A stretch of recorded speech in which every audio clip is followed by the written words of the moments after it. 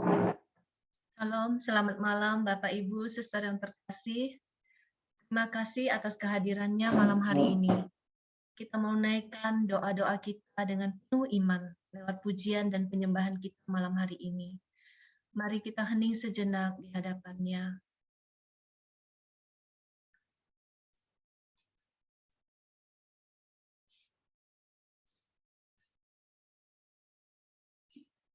Dalam nama Bapa dan Putra dan Roh Kudus, amin. Kita nyanyikan, bila engkau tak besertaku. Bila engkau tak besertaku, ku tak mau berjalan. Ku perlu Tuhan, pimpin langkahku dengan kasih karunia-Mu. Pimpin langkahku setiap waktu, berjalan dalam Roh-Mu. Nyatakan Tuhan kemuliaan-Mu dan berjalanlah denganku. Selamat malam Bapa, Putra, dan Roh Kudus. Terima kasih Bapa untuk malam hari ini. Kami Engkau satukan di dalam keluarga pemurnian hati. Engkau kumpulkan kami malam hari ini untuk boleh datang ke hadirat-Mu. Engkau tahu Tuhan, betapa lemah dan ringkihnya kami. Betapa sering kami jatuh bangun di dalam perjuangan kami. Satu hal yang kami minta Tuhan, kami minta penyertaan-Mu. Kami tidak mau berjalan tanpa Engkau. Termasuk acara malam hari ini Tuhan, kami butuh penyertaan-Mu. Engkau yang hadir secara penuh dengan Roh-Mu, menjamah setiap hati yang rindu akan Engkau. Kita nyatakan sekali lagi doa kita, bila Engkau tak besertaku. Bila Engkau tak besertaku, ku tak mau berjalan. Ku perlu Tuhan, pimpin langkahku dengan kasih karunia-Mu. Pimpin langkahku. Pimpin langkahku setiap waktu, berjalan dalam Roh-Mu. Nyatakan Tuhan kemuliaan-Mu dan berjalanlah denganku. Nyatakan Tuhan, nyatakan Tuhan kemuliaan-Mu dan berjalanlah denganku. Benar Tuhan, katakan kemuliaan-Mu dan berjalanlah bersama kami. Karena hanya dengan bersama-Mu Tuhan, kami tahu pasti ada kemenangan, pasti ada pemulihan. Terima kasih Tuhan, karena begitu berharganya hidup kami di mata-Mu. Begitu berharganya kami, jiwa-jiwa yang berdosa ini di hati-Mu. Engkau tidak ingin satu pun binasa.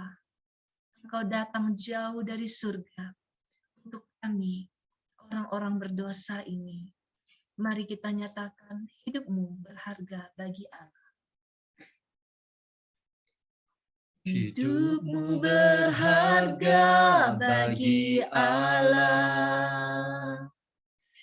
Tiada yang tak berkenan di hadapan-Nya. Kau ciptakan, kau turut gambarnya. Sungguh terlalu indah kau bagi dia. Dia berikan kasih-Nya bagi kita. Dia telah relakan segala-galanya. Dia disalib untuk tebus dosa kita. Karena hidupmu sangatlah berharga. Bulu yang terkulai akan dipatahkannya. Dia akan jadikan indah, sungguh lebih berharga. Sumbu yang telah pudar akan dipadamkannya. Dia akan jadikan terang untuk kemuliaan-Nya. Bulu yang terkulai, bulu yang terkulai akan dipatahkannya. Dia akan jadikan indah, sungguh lebih berharga. Sumbu yang telah pudar akan dipadamkannya. Dia akan jadikan terang untuk kemuliaan-Nya. Dia akan jadikan. Dia akan jadikan terang untuk kemuliaan-Nya. Terima kasih Tuhan. Terima kasih karena kasih-Mu yang begitu besar. Kami dulu buluh yang terkulai, sumbu yang telah pudar, tapi tidak pernah Engkau tinggalkan. Tidak pernah Engkau melupakan kami. Kami begitu berharga di mata-Mu. Dan hari ini Tuhan, Engkau menjadikan kami semakin hari, semakin indah, semakin berharga, untuk Engkau jadikan terang bagi kemuliaan-Mu. Kami percaya Tuhan, ini adalah janji-Mu, dan janji-Mu bukan untuk 1-2 anak, tapi semua anak yang percaya kepadamu, janji-Mu pasti digenapi. Kami semua akan menjadi terang untuk kemuliaan-Mu, bagi keluarga kami, bagi siapapun yang Engkau percayakan kepada kami. Terima kasih Tuhan, terima kasih. Kami percaya kami selalu di tangan-Mu, kami selalu ada di hati-Mu, di pikiran-Mu. Kita nyatakan di tangan-Mu dengan penuh iman.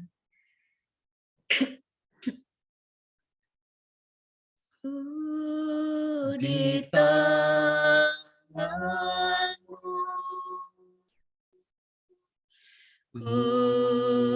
di hati-Mu, di pikiran-Mu, di rencana-Mu.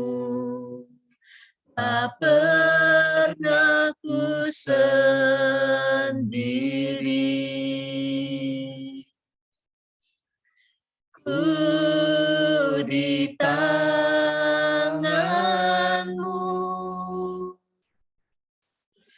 ku di hati-Mu,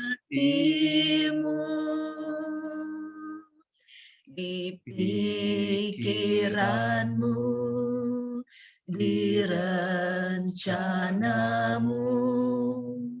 Tak pernah ditinggalkan, tak pernah ditinggalkan. Terima kasih Tuhan, terima kasih untuk kebenaran yang boleh kami ketahui, bahwa betapa berharganya kami di hati-Mu. Kami selalu ada di tangan-Mu, kami selalu ada di hati-Mu, bahkan di pikiran-Mu Tuhan, di dalam rencana-Mu. Bahkan ketika kami masih jauh dari Engkau, ketika kami masih dalam keadaan berdosa Tuhan, kami masih tetap di pikiran-Mu. Terima kasih Tuhan, terima kasih. Saat ini kami rindu untuk masuk lebih dalam lagi. Kami mau bawa hati dan seluruh keberadaan kami untuk menyembah-Mu Tuhan. Kami rindu hadirat-Mu. Kami rindu Roh Kudus menguasai seluruh kami, seluruh keberadaan kami di tempat kami masing-masing. Kita nyanyikan, berhembuslah Roh Kudus. Berhembuslah Roh Kudus di tempat ini. Berhembuslah Roh Kudus dengan kuasa-Mu. Pulihkanlah gereja-Mu di saat ini. Berhembuslah, berhembuslah. Sekarang urapilah kami dengan minyak baru. Penuhilah kami dengan hadirat-Mu. Kami rindu Tuhan melihat kuasa-Mu dicurahkan di tempat ini. Urapilah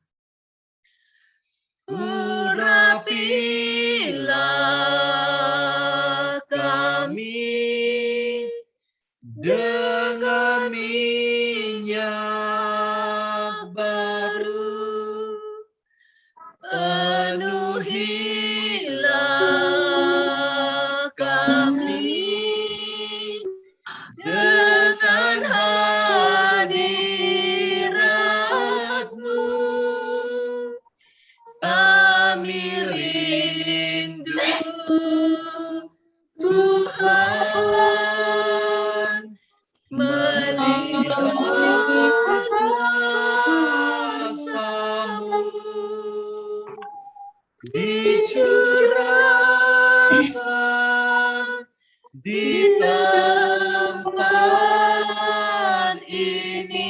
Kami rindu Tuhan. Kami rindu Tuhan melihat kuasa-Mu dicurahkan di tempat ini.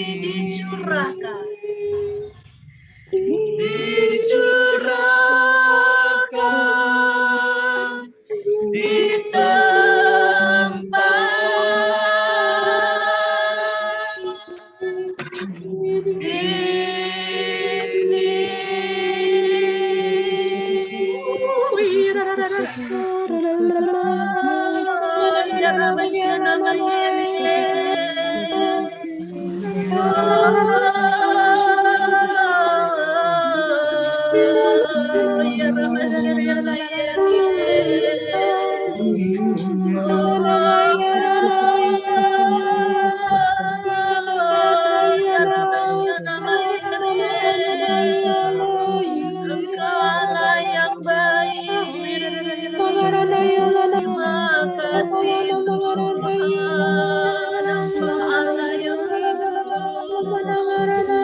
Oh ya Rabasyana Maya Rabakyana Maya Rabasyana Maya Rabakyana Maya Rabasyana Maya Rabakyana Maya Rabasyana Maya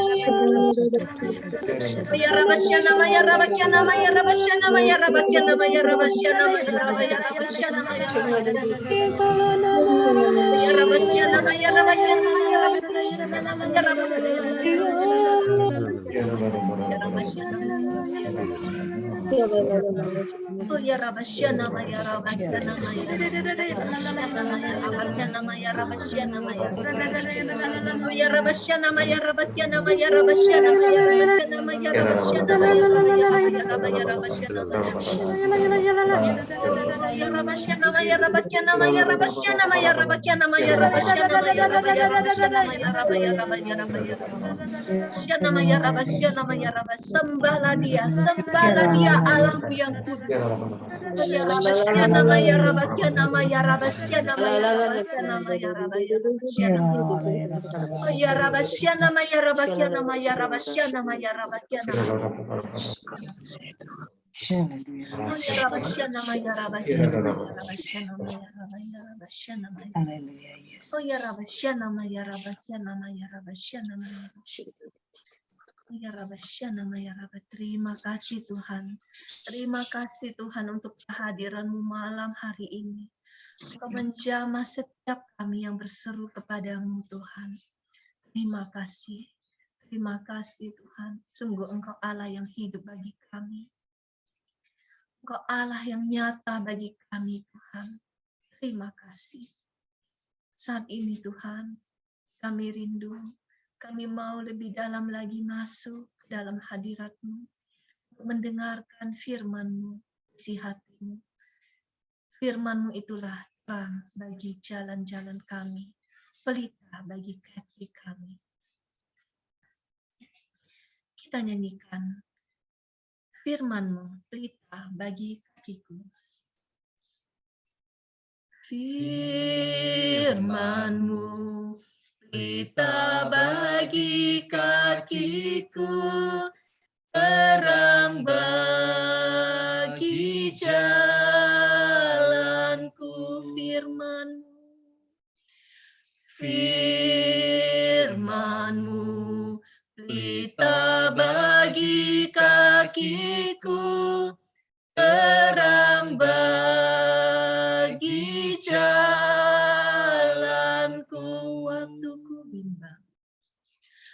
Waktuku bimbang dan hilang jalanku, tetaplah Kau di sisiku, dan takkan ku takut asal Kau di dekatku, besertaku selamanya.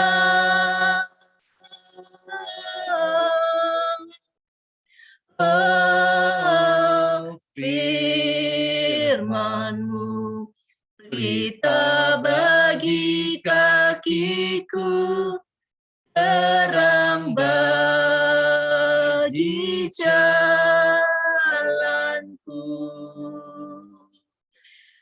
terang bagi jalanku.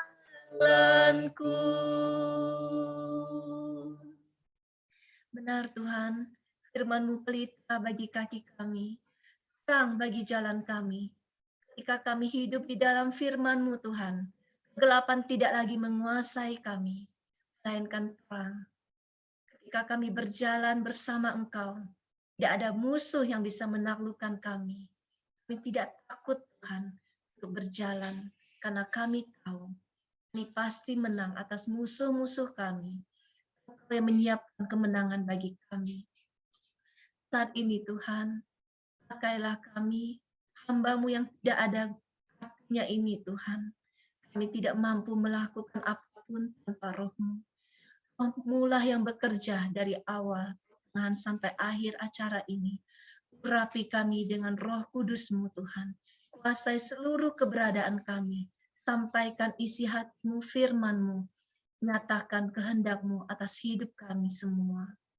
Kemuliaan kepada Bapa dan Putra dan Roh Kudus, seperti pada permulaan, sekarang, selalu, dan sepanjang segala abad. Amin. Dalam nama Bapa dan Putra dan Roh Kudus. Amin.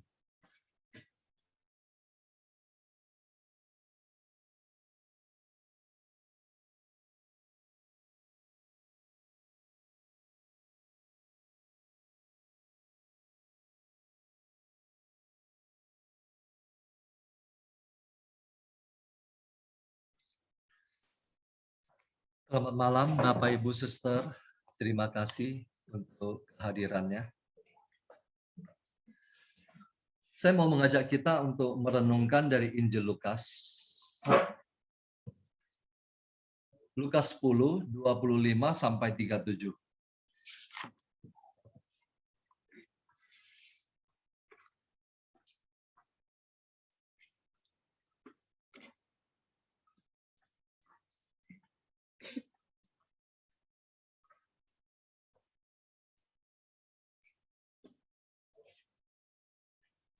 Lukas 10 ayat 25 sampai 37.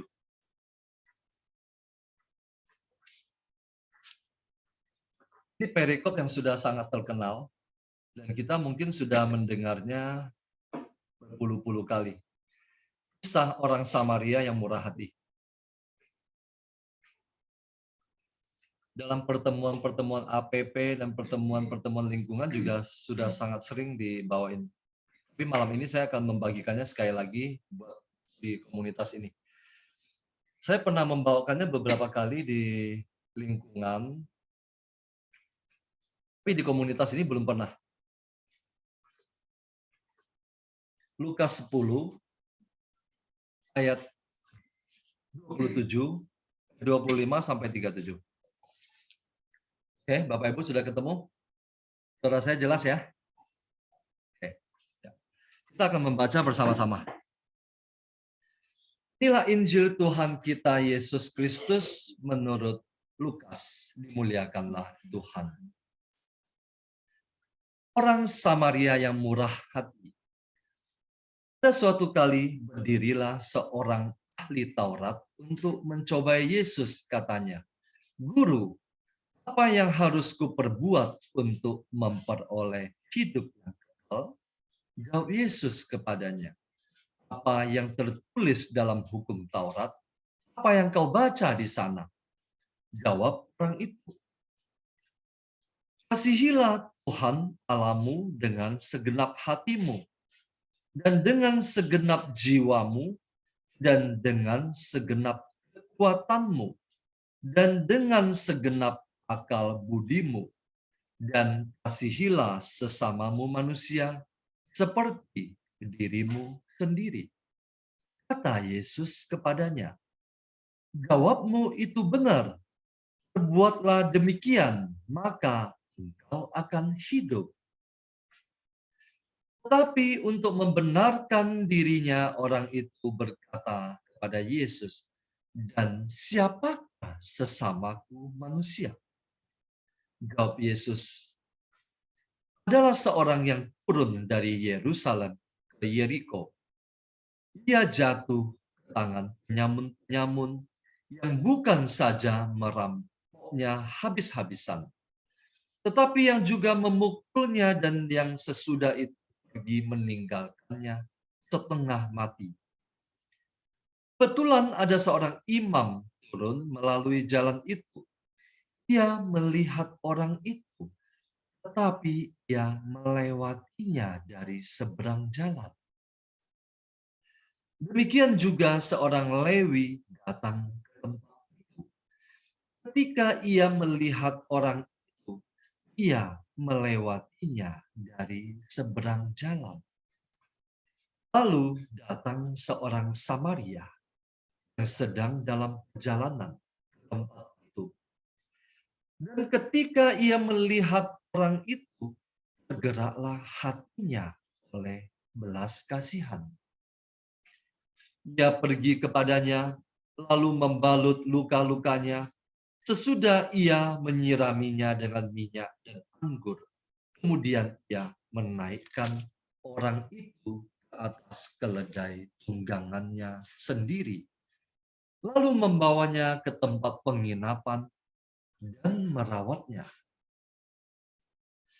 Esokan harinya ia menyerahkan 2 dinar kepada pemilik penginapan itu, katanya, rawatlah dia, dan jika kau belanjakan lebih dari ini, aku akan menggantinya waktu aku kembali. Siapakah di antara ketiga orang ini menurut pendapatmu adalah sesama manusia dari orang yang jatuh ke tangan penyamun itu? Jawab orang itu, orang yang telah menunjukkan belas kasihan kepadanya. Kata Yesus kepadanya, pergilah dan berbuatlah demikian. Demikianlah Injil Tuhan. Terpujilah Kristus. Kita tundukkan kepala. Selamat malam Bapa, Putra, dan Roh Kudus. Curahkanlah roh-Mu dalam hati kami, untuk mengurapi kami, mengurapi setiap jiwa yang mendengarkan suara-Mu dengan segenap hati pada malam hari ini.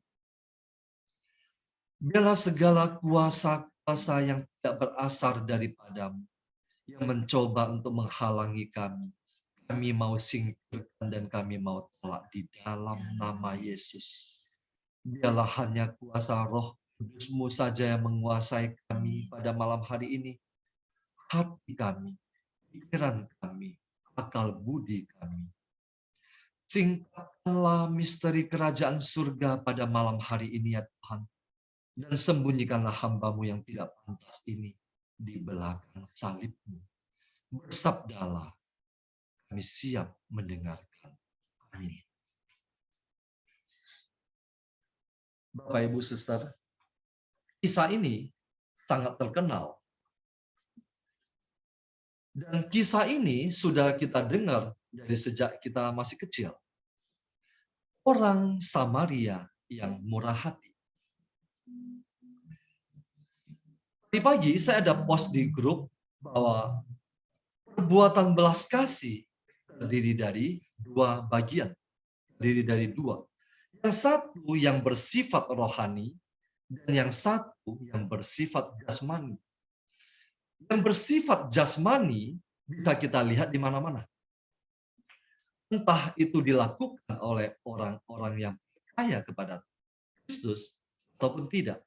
Banyak kita jumpai di mana-mana. Pada malam hari ini saya mau mengajak kita untuk lebih merenung dalam perbuatan belas kasih yang bersifat rohani. Orang Samaria yang murah hati.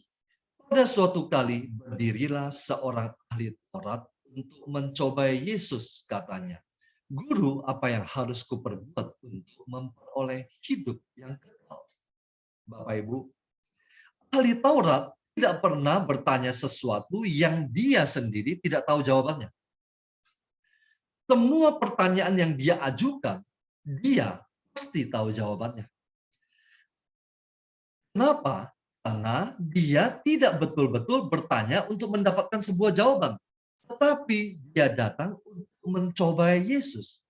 Dia berharap Yesus akan menyampaikan sebuah ajaran baru tentang bagaimana bisa memperoleh hidup yang kekal. Dan kalau Yesus salah menjawab, atau jawaban Yesus bertentangan dengan hukum Taurat, maka mereka atau ahli Taurat ini punya alasan untuk menjatuhkan Yesus. Ayat 26, jawab Yesus kepadanya. Yesus balik bertanya, apa yang tertulis dalam hukum Taurat? Apa yang kau baca di sana? Jadi Yesus mengatakan demikian. Apa yang ada di dalam hukum Taurat? Bagaimana Anda menafsirkannya? Bagaimana Anda membacanya? Jawab ahli Taurat itu. Ahli Taurat itu merangkum keseluruhan dari hukum Taurat di dalam dua bagian yang sangat penting. Jawab orang itu. Kasihilah Tuhan Allahmu dengan segenap hatimu, dan dengan segenap jiwamu, dan dengan segenap. Dan kasihilah sesamamu manusia seperti dirimu sendiri. Kedua hukum itu adalah hukum yang terpenting dalam seluruh hukum Taurat. Jadi, orang itu menjawab dengan sangat tepat. Untuk memahami ini, saya akan mengajak kita coba berpikir begini. Yesus membalikkan sebuah pertanyaan kepada ahli Taurat itu. Dan ahli Taurat itu menjawab dengan sangat tepat. Bahwa mengasihi Tuhan harus dengan segenap. Apa artinya? Mengasihi Tuhan dengan segenap. Artinya mengasihi Tuhan Allah kita dengan seluruh hidup kita. Tidak terbagi-bagi, tidak terpecah-pecah, tidak sepotong-sepotong, tidak setengah-setengah, atau tidak seperempat-seperempat. Tuhan itu satu. Hati manusia hanya ada satu. Hati yang satu ini harus diberikan hanya kepada Tuhan. Itulah isi hukum Taurat. Dan yang kedua adalah mengasihi sesama manusia seperti kita mengasihi diri kita. Kita memberikan yang terbaik bagi diri kita. Demikian pula kita harus memberikan yang terbaik kepada sesama. Itu adalah hukum yang penting dalam hukum Taurat. Lalu kata Yesus kepadanya, jawabmu itu benar di ayat 28.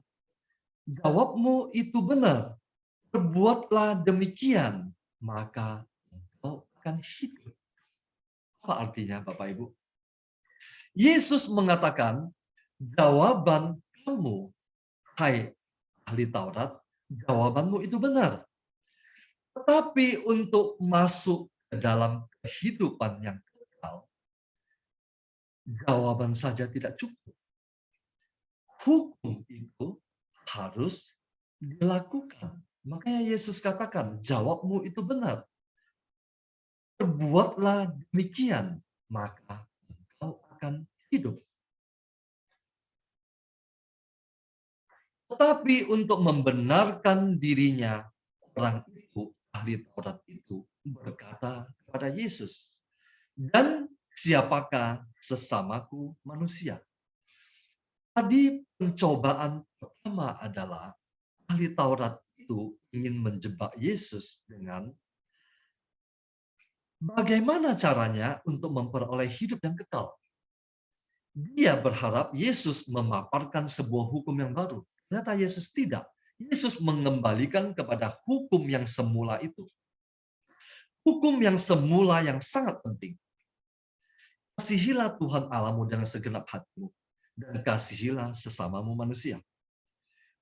Pencobaan pertama itu dilewati oleh Yesus. Tadi saya ketinggalan sedikit. Dua hukum ini kenapa sangat penting? Dua hukum ini tidak lain dan tidak bukan adalah untuk memulihkan kondisi keadaan dari awal penciptaan manusia sejak semula. Hukum pertama, kasihilah Tuhan Allahmu, untuk memulihkan hukum ketika Adam jatuh ke dalam dosa. Adam tidak mengasihi Tuhan dengan segenap hatinya. Kemudian hukum yang kedua, kasihilah sesamamu manusia. Itu adalah untuk memulihkan keadaan manusia ketika Kain membunuh Habel. Kain tidak mengasihi Habel, adiknya. Jadi kedua hukum ini tidak lain dan tidak bukan untuk memulihkan kondisi awal sejak penciptaan yang telah rusak. Itu adalah pencobaan pertama yang dilontarkan oleh ahli Taurat. Sekarang ahli Taurat melontarkan cobaan yang kedua untuk menjebak Yesus. Dan siapakah sesamaku manusia? Ahli Taurat ini berharap Yesus akan memberikan gambaran tentang batasan-batasan siapa yang termasuk sesama. Apakah kelompok ini termasuk sesama? Kelompok itu tidak. Dia mengharapkan Yesus memberikan sebuah batasan. Tetapi lagi-lagi Yesus tidak menjawab. Tapi Yesus melontarkan sebuah kisah. Kisah ini boleh dianggap sebagai perumpamaan.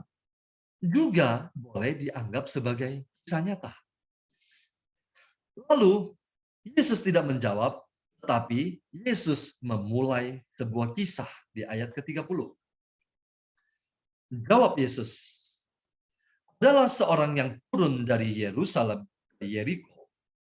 Yerusalem tempatnya lebih tinggi daripada Yeriko. Dia jatuh ke tangan penyamun-penyamun yang bukan saja merampoknya habis-habisan, tetapi yang juga memukulnya. Dan sesudah itu pergi meninggalkannya setengah mati. Orang ini belum mati, setengah mati. Ada seorang imam turun melalui jalan itu. Imam juga turun dari Yerusalem. Artinya imam itu kemungkinan besar sudah selesai melakukan tugas pelayanannya. Dia melihat orang yang setengah mati tadi itu. Orang itu belum mati, setengah mati. Tetapi imam itu melewatinya dari seberang jalan. Artinya, imam itu sama sekali tidak turun dan tidak memeriksa apakah orang ini mati atau tidak. Orang yang menderita ini kemungkinan besar adalah seorang Yahudi. Kenapa? Karena dia turun dari Yerusalem. Yerusalem tempat penyembahan hanya bagi orang Yahudi. Kebetulan, ayat ke-32, demikian juga seorang Lewi datang ke tempat itu. Kalau imam adalah pastor, maka Lewi adalah, saya kasih contoh, pastor di gereja. Dua-duanya melakukan pelayanan di Bait Allah, Yerusalem. Lewi, ia melihat orang itu, ia juga melewatinya dari seberang jalan. Artinya apa? Imam maupun Lewi menempatkan posisinya di seberang jalan. Berseberangan dengan orang yang jatuh ke tangan penyamun itu. Lalu dikisahkan, lalu datang seorang Samaria yang sedang dalam perjalanan itu. Samaria bermusuhan dengan Yahudi. Bangsa Yahudi, Israel, juga bermusuhan dengan Samaria. Bahkan seorang Yahudi tidak mengharapkan pertolongan dari seorang Samaria. Orang yang jatuh ke tangan penyamun ini sangat berharap pertolongan dari imam maupun Lewi. Karena sebangsa. Seperti tadi saya katakan, dia turun dari Yerusalem. Tapi datang seorang Samaria yang sedang dalam perjalanan melewati jalan itu. Dan ketika ia melihat orang itu, tergeraklah hatinya oleh belas kasihan. Bapak, Ibu, Suster, ketika Alkitab mencatat tergeraklah hatinya oleh belas kasihan, itu selalu ditempatkan pada hati Tuhan. Tergeraklah hatinya oleh belas kasihan. Lalu dikisahkan ia pergi kepadanya, lalu membalut lukanya, lalu menyiraminya, lalu membalutnya, dan kemudian menaikkan orang itu ke atas keledainya, dan singkat cerita merawatnya, dan kemudian membawa dia ke penginapan dan menitipkan kepada pemilik penginapan dan menitipkan sejumlah uang. Uang untuk apa? Uang untuk merawat orang yang sakit ini. Lalu di ayat 36, coba kita perhatikan. Yesus bertanya, siapakah di antara ketiga orang ini? Yesus bertanya kepada ahli Taurat. Siapakah di antara ketiga orang ini menurut pendapatmu adalah sesama manusia dari orang yang jatuh ke tangan penyamun itu? Ayat penutup, jawab ahli Taurat itu. Orang yang telah menunjukkan belas kasihan padanya. Sekarang saya mau bertanya kepada Bapak, Ibu, dan Suster. Jawaban dari ahli Taurat itu betul atau salah? Kalau betul, kasih jempol. Kalau salah, kasih begini. Yesus bertanya, menurut pendapatmu, siapakah di antara ketiga orang ini adalah sesama dari orang yang jatuh ke tangan penyamun itu? Ahli Taurat itu menjawab begini, perhatikan. Jawab orang itu, orang yang telah menunjukkan belas kasihan padanya. Jawaban ahli Taurat itu betul atau salah? Betul atau salah? Betul? Sekarang saya mau bertanya lagi. Bagaimana pendapat Bapak, Ibu, Suster? Siapakah di antara ketiga orang ini adalah sesama dari orang yang jatuh ke tangan penyamun itu? Pilihannya ada 3. Imam, Lewi, orang Samaria. Siapakah di antara ketiga orang ini menurut pendapat Bapak, Ibu, Suster adalah sesama dari orang yang jatuh ke tangan penyamun itu? Mungkin salah satu bisa membantu saya menjawab.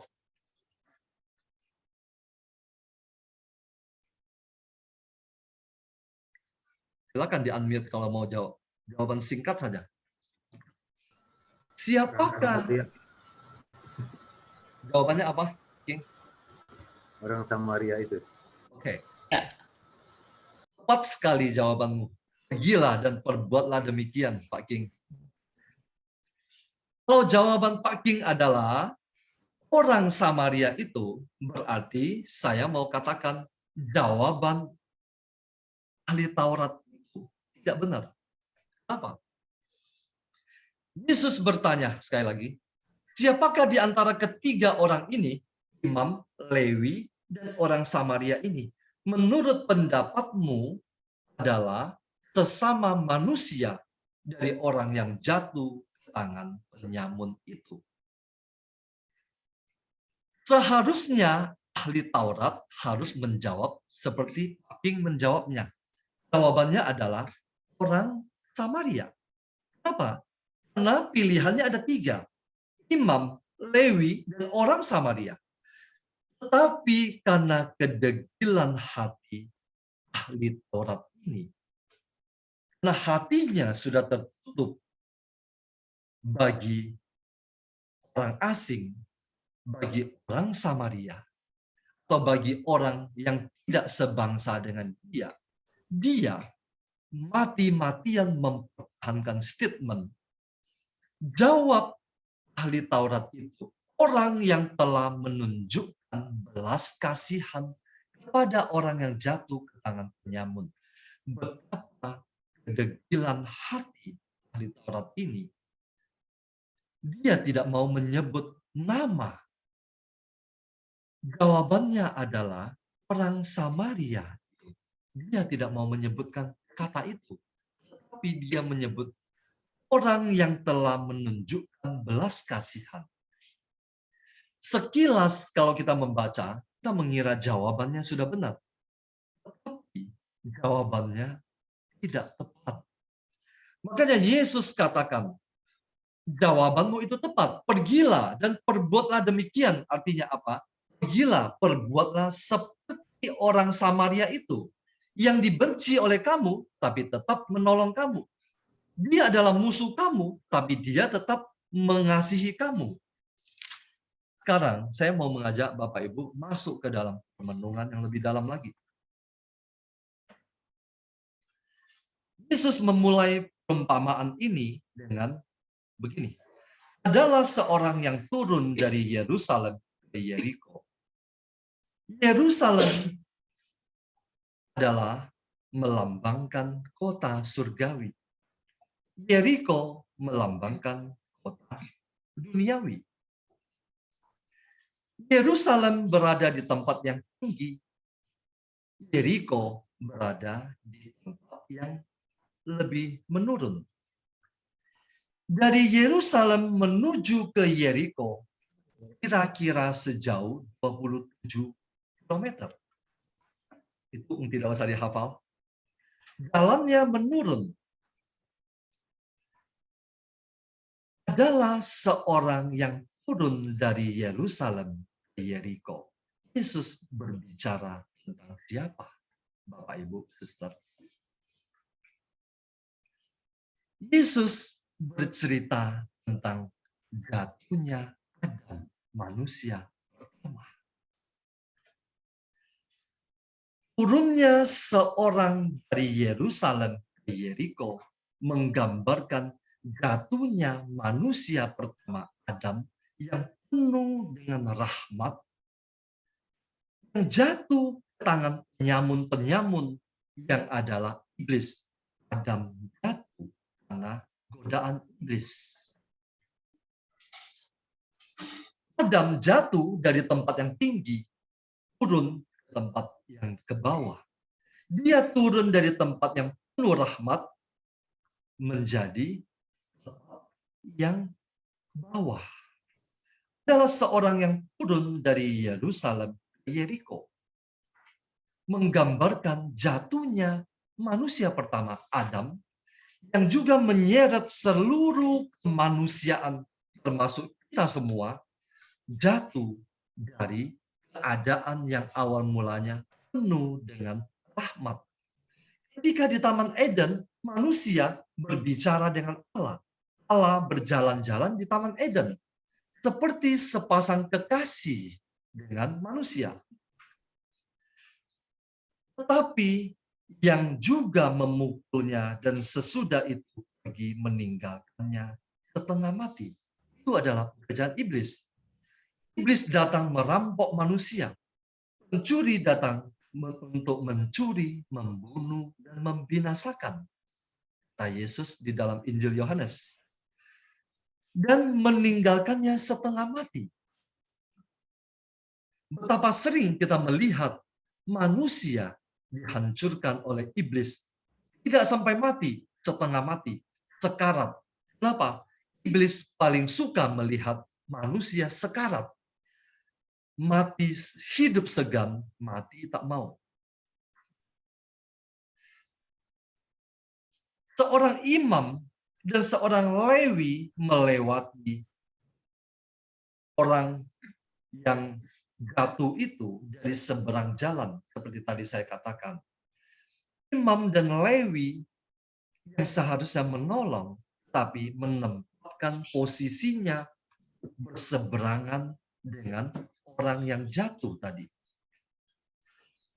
Kalau kita membaca di kitab suci, sering sekali kita melihat ahli-ahli Taurat dan orang-orang Farisi selalu memandang pelacur-pelacur, pemungut-pemungut cukai sebagai orang-orang yang tidak pantas dan tidak layak.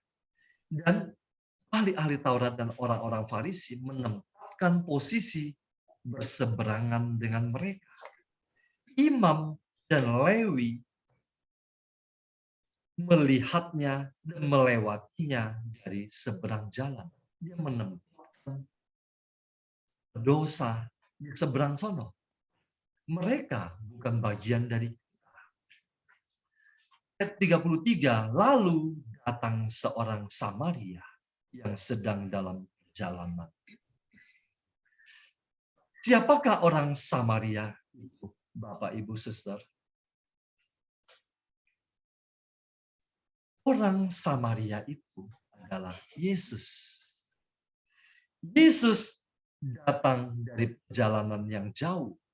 Yesus datang dari surga untuk menjumpai kita manusia, orang-orang berdosa yang jatuh ke tangan penyamun, yang merampok kita dan memukuli kita dan meninggalkan kita setengah mati. Yesus menggambarkan dan melukiskan dan menempatkan posisinya sebagai orang Samaria. Dia datang dalam perjalanan dari tempat yang jauh, tempat itu, dan ketika ia melihat orang itu, dia tidak menempatkan dirinya di seberang orang itu. Tetapi begitu dia melihat orang yang jatuh dalam dosa itu, termasuk kita semua, Bapak, Ibu, dan saya. Ketika Yesus melihat kita, tergeraklah hatinya oleh belas kasihan. Hati Yesus penuh dengan belas kasihan. Dia pergi kepadanya lalu membalut luka-lukanya. Sesudah ia menyiraminya dengan minyak dan anggur. Bapak, Ibu, minyak dan anggur melambangkan sakramen dalam gereja. Yesus datang membawa sakramen untuk mengobati luka-luka kita. Kita semua orang berdosa. Jadi, jangan berpikir kita yang ada di dalam komunitas pemurnian hati ini lebih suci hatinya dibandingkan mereka yang ada di luar. Atau orang sering mengatakan,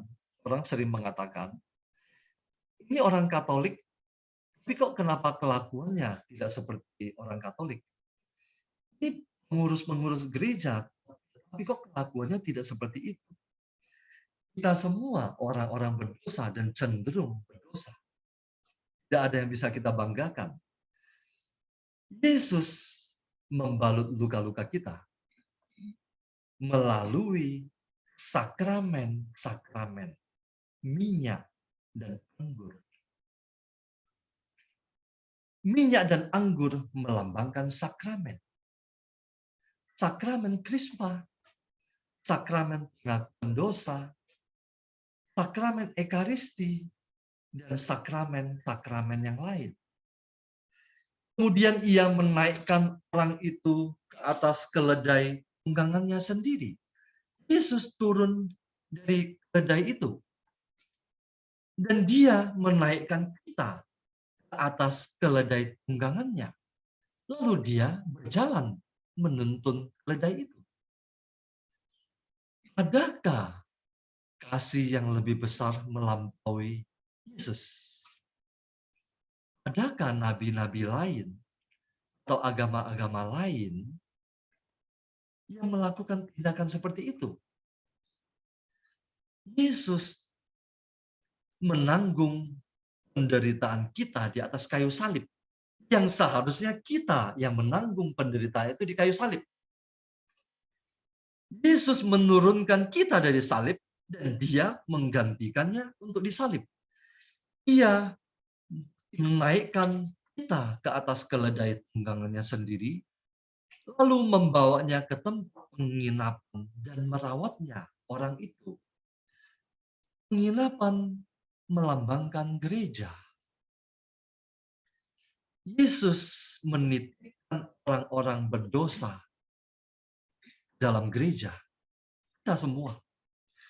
Kita semua sekali lagi yang berada di dalam gereja, entah pengurus atau umat awam, kita adalah orang berdosa.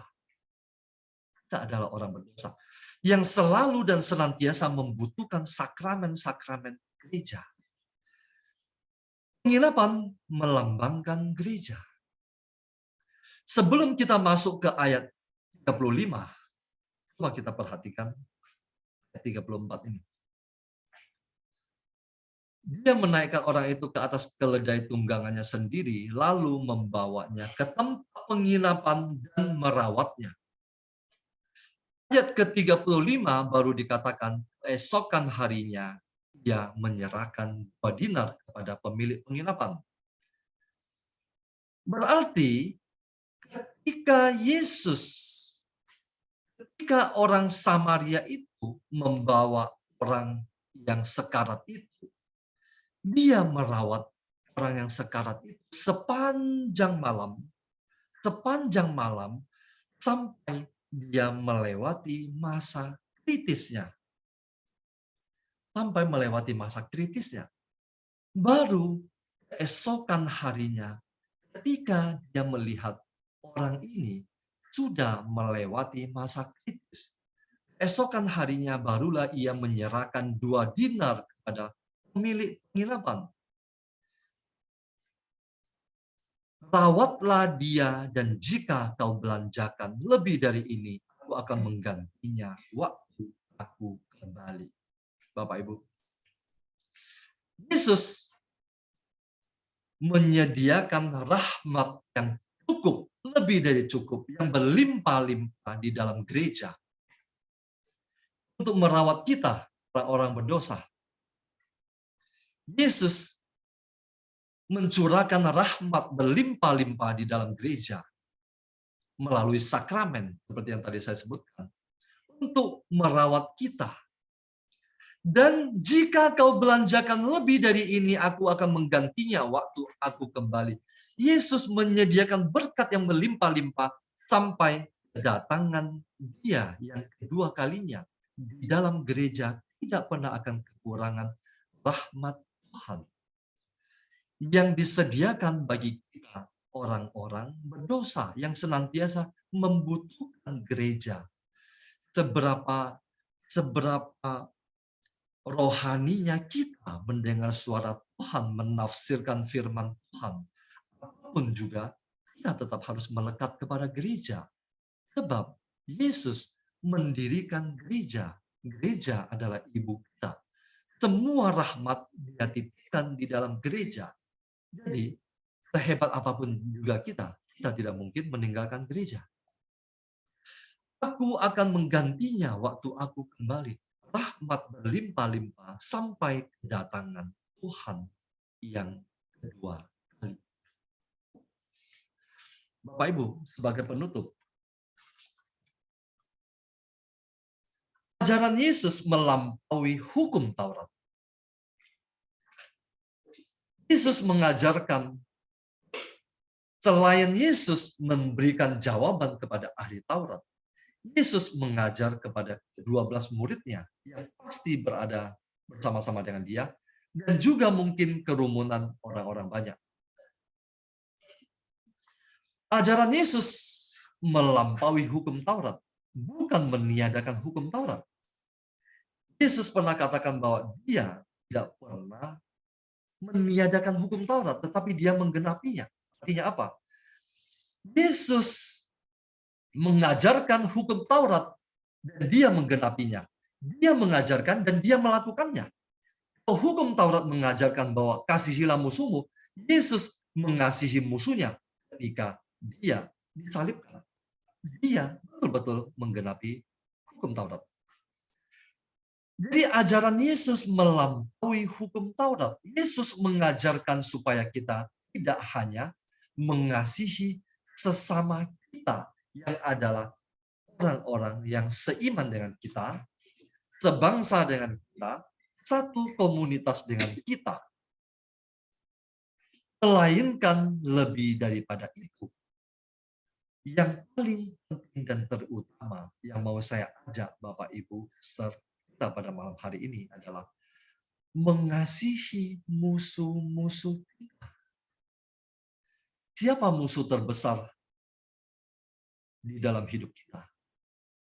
Suami kita yang jatuh ke tangan penyamun, yang dirampok habis-habisan oleh penyamun. Istri kita yang jatuh ke tangan penyamun. Anak-anak kita yang begitu bandel, yang tidak mau mendengarkan kita, mereka jatuh ke tangan penyamun. Hanya dengan belas kasih Tuhan, kita dapat mengangkat mereka dan membawa mereka kembali, memenangkan mereka kembali. Bapak, Ibu, Suster, kita sudah merenungkan, kita setidaknya pernah mendengarkan kisah ini, orang Samaria yang murah hati. Pada malam hari ini saya mau memaparkan sesuatu untuk menjadi bahan permenungan kita. Mungkin nanti malam, atau ketika kita mau tidur, ketika kita berdoa. Untuk merenungkan bahwa Yesus memang mengajarkan kita untuk mencintai, memberi, mengasihi. Belas kasih yang bersifat jasmani itu tentu saja ada. Tentu saja wajib dan tentu saja sangat bagus. Tetapi yang paling penting, yang pertama dan terutama, yang paling penting, yang terutama adalah belas kasih itu adalah untuk membawa jiwa-jiwa yang jatuh ke tangan penyamun, menyelamatkan mereka, membawa mereka kembali kepada Tuhan. Ini yang ingin saya tawarkan kepada Bapak, Ibu, Suster. Terima kasih. Tuhan Yesus memberkati.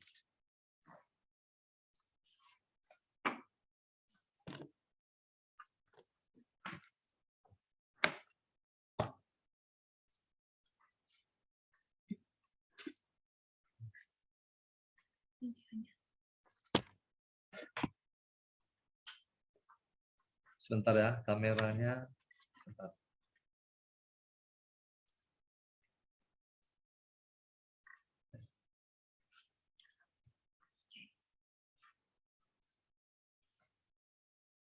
Baik, Bapak Ibu, Suster, saya lanjutkan di ayat ke-33 tadi.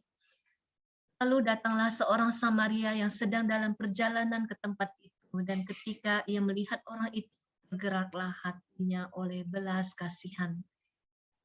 Itulah hati Tuhan. Mungkin kita pernah di posisi orang yang jatuh ke tangan penyamun itu. Setelah kita babak belur diserang, kita dibiarkan sekarat, mati perlahan-lahan. Ketika hidup kita terpisah dari Allah dan jatuh ke dalam dosa, bagaimana si jahat membuat hidup kita hancur dan makin hancur, dan tidak ada kekuatan lagi untuk bangkit. Seperti lagu tadi, seperti buluh yang terkulai dan sumbu yang hampir padam. Mungkin kita pernah mengalami posisi seperti itu. Kita mengalami juga pertolongan dari orang Samaria yang murah hati ini, yaitu Yesus sendiri, lewat orang-orang yang mempunyai hati Allah, yang penuh belas kasihan kepada kita. Hanya ketika ada hati Allah di situ, baru ada hati yang penuh dengan belas kasihan. Hidup yang kita terima saat ini boleh mengenal dan mengasihinya, semua karena belas kasihan Allah. Semua karena anugerahnya. Kita diangkat, dirawat, disembuhkan, dan diselamatkan oleh Dia karena belas kasihnya. Tidak ada satu pun dari kita yang layak menerima keselamatan dan kebaikannya. Allah yang penuh dengan belas kasihan juga ingin kita semua memiliki hati yang penuh belas kasihan bagi sesama kita. Ayat ini, kasihilah Tuhan Allahmu dengan segenap hatimu, dengan segenap jiwamu, segenap kekuatanmu, segenap akal budimu, dan kasihilah sesamamu manusia seperti dirimu sendiri. Bagaimana kita bisa memiliki hatinya yang penuh belas kasihan? Hanya ketika kita mampu mengasihi Allah dengan segenap-segenap itu. Ketika kita mampu mengasihi Allah di atas segalanya, saat itulah Roh Kudus tinggal di hati kita. Kita baru mampu mengasihi manusia seperti diri kita sendiri. Kita baru mampu mengasihi musuh kita. Karena Allah yang tinggal di dalam diri kita yang memampukan kasih yang seperti itu. Jadi ketika kita mampu mengasihi Allah di atas segalanya, kita pasti mampu mengasihi sesama kita seperti diri kita sendiri. Kita pasti mampu mengampuni. Roh Kudus betah tinggal di dalam hati kita saat kita mampu mengasihi Allah di atas segalanya. Dan hati kita menjadi tempat kudus kediamannya.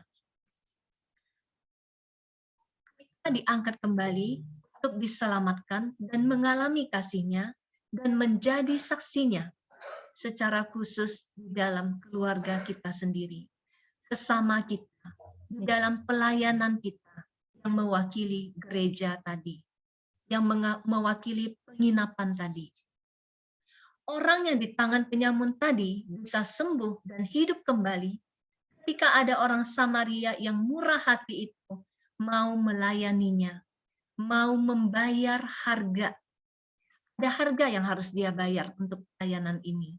Dia harus berhenti dari perjalanannya untuk membalut luka-lukanya. Sesudah itu menyiraminya dengan minyak dan anggur. Kemudian menaikkan lagi orang itu ke atas keledainya, lalu membawanya ke tempat penginapan dan merawatnya. Belum selesai di situ. Esokan harinya, dia menyerahkan lagi harga yang harus dia bayar, 2 dinar, kepada pemilik penginapan. Berapa banyak waktu, pengorbanan, dan harga yang harus dibayar oleh orang Samaria ini. Sehingga orang yang menjadi korban penyamun itu bisa sembuh dan hidup kembali. Karena ada hati yang penuh belas kasihan, baru ada mujizat kesembuhan. Itulah hati Tuhan. Pelayanan, saya lebih fokus kepada pelayanan. Pelayanan itu bisa di dalam keluarga, bisa di dalam gereja, bisa di dalam komunitas seperti ini. Adalah memberikan diri seutuhnya untuk membiarkan dia bebas bekerja di dalam diri kita.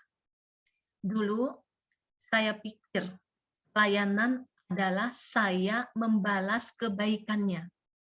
Saya yang bekerja untuknya.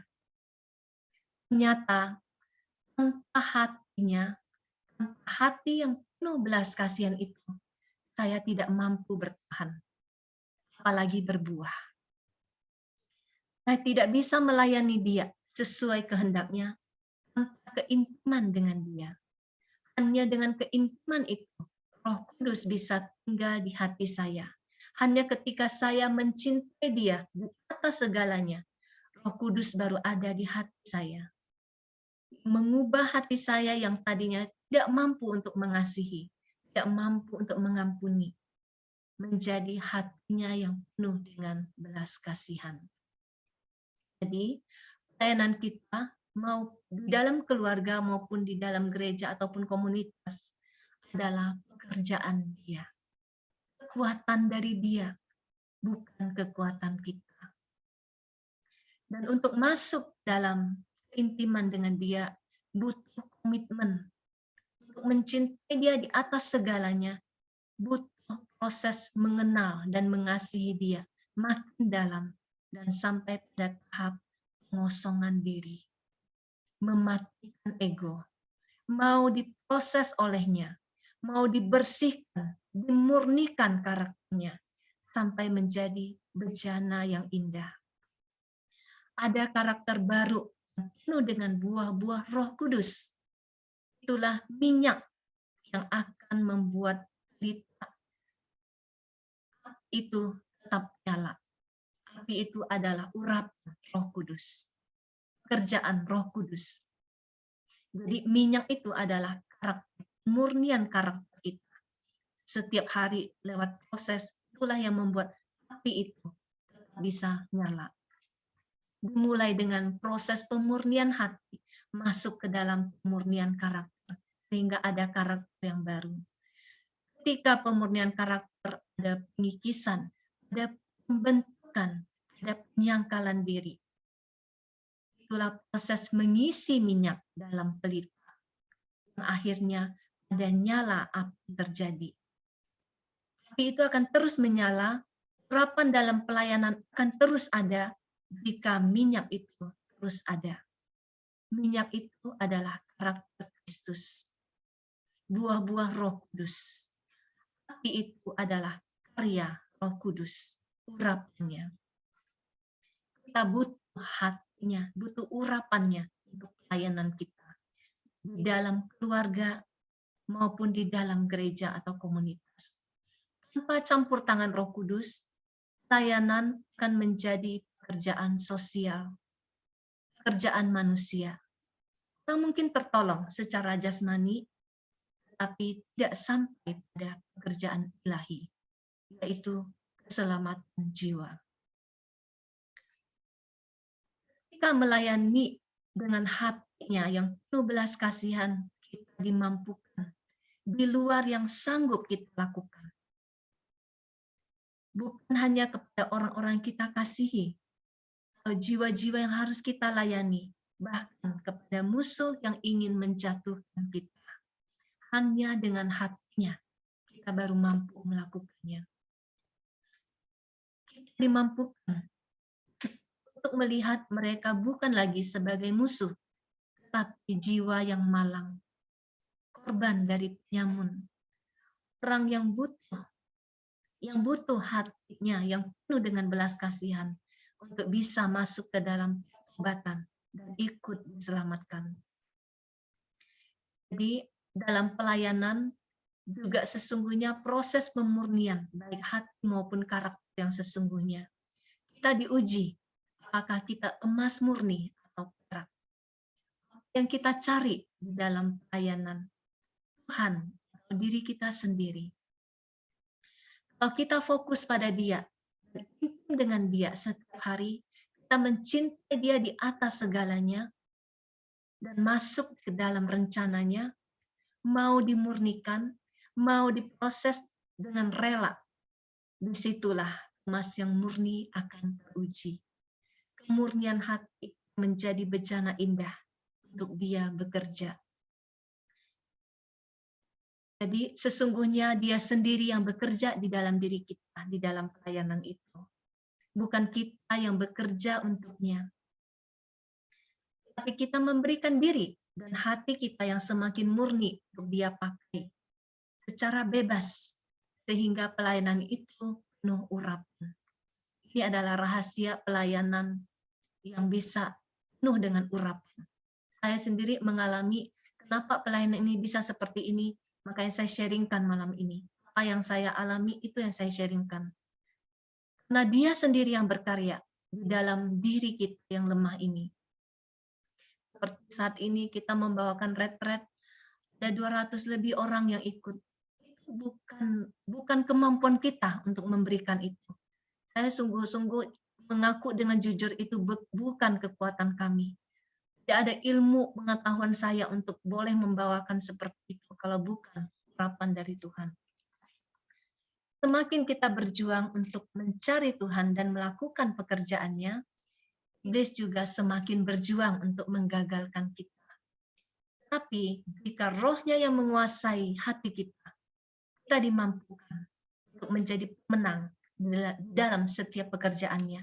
Dan banyak orang akan melihat kemuliaannya.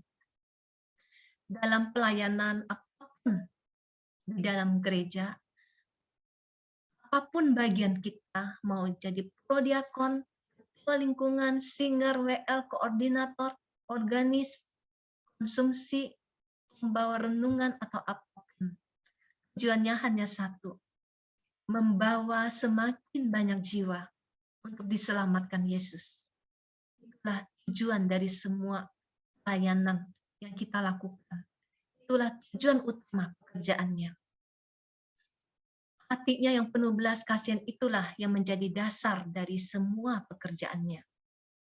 Hatinya yang penuh belas kasihan itulah yang membuatmu tetap bertahan sekalipun banyak tantangan. Tantangan pasti datang. Musuh pasti menyerang untuk membuatmu berhenti di dalam pelayanan. mulai dari keraguan, bisa nggak ya? Aku tidak layak, atau tidak didukung keluarga, atau makin sibuk di dalam rutinitas kita. Bahkan sampai alasan yang kecil, tiba-tiba pembantu berhenti. Banyak sekali caranya. Tantangan itu pasti datang. Tapi ketika ada hati Tuhan di dalam hatimu, itulah yang membuat engkau bertahan. Hatinya yang penuh belas kasihan yang membuatmu teguh berdiri. Ketika iblis menyerangmu untuk membuatmu berhenti. Iblis akan kasih lihat kenyataan-kenyataan yang mengecewakan. Apa yang kau lakukan dalam pelayanan tidak ada hasilnya. Tidak dihargai. Sia-sia. Iblis akan kasih lihat kenyataan seperti itu. Saya juga pernah mengalami ada satu domba, ada satu jiwa yang saya bimbing waktu itu dari tahun 2019. Saya melihat progresnya bertumbuh dan saya sangat senang dari yang dia sangat-sangat menjadikan Tuhan sebagai musuh, tapi akhirnya menjadikan Tuhan sebagai sahabat.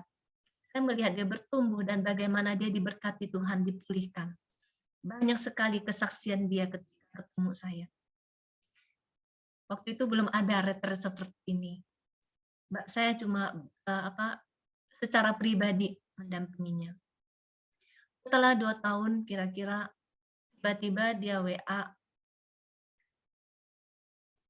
"Makasih Civila sudah bimbing saya sejauh ini.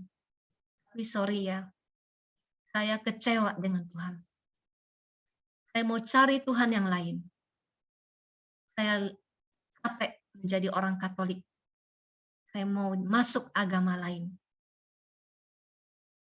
Saya secara manusia kesel, kecewa, dan merasa sia-sia semuanya. 2 tahun bukan masa yang singkat. Dan dia sudah mengalami begitu banyak kebaikan-kebaikan dari Tuhan. Tapi begitu gampangnya dia bilang mau cari Tuhan yang lain. Saat itu saya jawab, saya juga malas angkat teleponnya sudah. Saya jawab, silakan cari Tuhan yang lain, yang lebih cocok dengan kamu. Silakan pindah agama. Kalau menurut kamu Tuhan Yesus kurang baik untukmu. Silakan, saya jawab seperti itu. Habis itu saya misa. Ketika saya misa, Tuhan bilang, temui dia besok. Saya bilang, enggak Tuhan. Ini udah keterlaluan. Sudah begitu banyak kebaikan Tuhan yang dia alami. Tapi dia masih seperti itu. Biarkan Tuhan. Kita selamatkan yang lain. Ini udah nggak perlu. Saya seperti itu, saya mengeraskan hati dan bilang, temui dia. Saya masih bilang, ini lagi corona Tuhan, saya nggak mau ketemu orang. Tuhan bilang, temui dia. Akhirnya besoknya, saya terharu. Waktu Tuhan bilang, temui dia 3 kali, saya nurut. Saya terharu, karena Tuhan mengingatkan kepada saya, dulu kamu juga seperti itu. Kamu pernah memberontak, kamu pernah mau pindah ke agama lain. Tapi aku tetap setia menunggumu. Hatiku tetap penuh dengan belas kasihan. Nah, saat itu saya tahu, ketika saya mendengar suara itu, saya terharu dengan kasih Tuhan. Saya bisa menjadi kasihan dengan orang ini. Dan saya temui dia besoknya.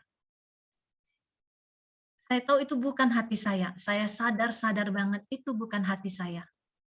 Makanya saya bilang kalau dalam pelayanan, kalau kita tidak mempunyai hatinya yang penuh belas kasihan, kita tidak mampu bertahan. Hati itu juga yang membuatmu menangis untuk mereka yang Tuhan kirimkan untukmu. Walau kamu tidak mengenal mereka dari mana. Saya pernah juga saat misa, Tuhan suruh saya doa puasa untuk seseorang yang baru saya kenal. Bukan saudara, bukan teman dekat, bukan sahabat. Tapi saat itu hati saya menangis untuk orang ini. Karena hatinya yang penuh belas kasihan itu hadir. itu jelas-jelas bukan hati saya lagi. Hati itu juga yang membuatmu bertahan, tetap komit ketika kamu lelah dengan teman-teman pelayananmu, bahkan orang-orang yang kamu layani. Hati itu juga yang membuatmu tetap mampu mengasihi. Jika suatu hari kamu dicaci, difitnah, dan dimaki, bahkan oleh jiwa yang kamu layani. Karena semua yang kamu lakukan di dalam pekerjaan yang melayani jiwa-jiwa, bukan urusan antara kamu dan mereka, tapi urusan kamu dan dia. Jika yang kamu cari adalah kesukaannya, kepentingannya, kehendaknya, engkau akan bertahan dengan sukacita. Jika yang kamu cari kepentinganmu, perasaanmu, harga dirimu, engkau akan terluka dan kecewa dalam pelayanan. Kita sudah mendapatkan darinya dengan cuma-cuma. Berikanlah dengan cuma-cuma dan sukacita. Di Matius 10 ayat 8. Karena hanya dengan kasihnya dan hatinya, engkau mampu melakukan pekerjaannya. Di dalam pelayanan yang tulus itu, engkau juga akan semakin dibentuk makin indah. Semakin luas hatimu dalam kasih, semakin dia bisa bekerja luar biasa di dalam dirimu. Jadi semua itu adalah pekerjaannya, bukan kehebatanmu. Kita hanya bisa sungguh-sungguh melayaninya jika Roh Kudus yang bekerja di dalam diri kita. Sebuah pelayanan akan berhasil ketika Dia yang bekerja. Roh Kudus yang bekerja, bukan kita yang bekerja untuknya. Dan Yesus melakukan banyak mujizat dan pelayanan selalu dimulai dengan hatinya yang penuh dengan belas kasihan. Sudahkah hatinya masuk ke dalam hati kita dalam melayani sesama kita? Semoga seperti itu. Tuhan Yesus memberkati. Amin. Baik, terima kasih Paulus, Bu Vila, luar biasa.